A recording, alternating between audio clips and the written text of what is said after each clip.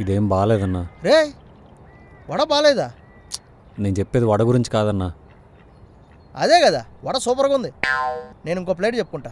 అన్నా తమ్ముడు ఒక ప్లేట్ వడ నీకు కావాలా?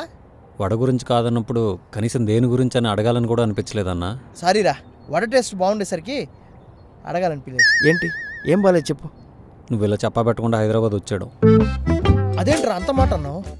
మనం ఊర్లో ఉన్నప్పుడు ఈగా పేటలాగా ఎంత బాగా కలిసి ఉండేవాళ్ళం. పోల్చడానికి నీకు ఇంకో పోలికేం దొరకలేదా అన్న? అది కూడా తినేటప్పుడు. కంపారిజన్ కాదురా, కంటెస్ట్ ఇంపార్టెంట్. చూడు, నువ్వు పనిచేసే దగ్గర నాకు పని చూడనంటావు అంతేగా. చూడు, తమ్ముడు పని చేస్తుంటే అన్న పని చేయకుండా ఊరికే కూర్చున్నాడని ఊళ్ళో జనాలంతా నవ్వుతున్నారా. నీకేం తెలుసురా నా బాధ? కాదన్నా, నేను చేసే పని నీకు సెట్ కాదన్నా. నువ్వు చేయలేవన్నా. ఎందుకు చేయలేనురా? మూటలు మోస్తున్నావా?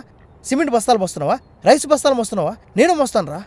ఏ నువ్వు మోస్తుంది లేంది నేను మోయలేనా? ఏం మాట్లాడుతున్నావు? ఎందుకంటే నేను ఒక దొంగనన్నా.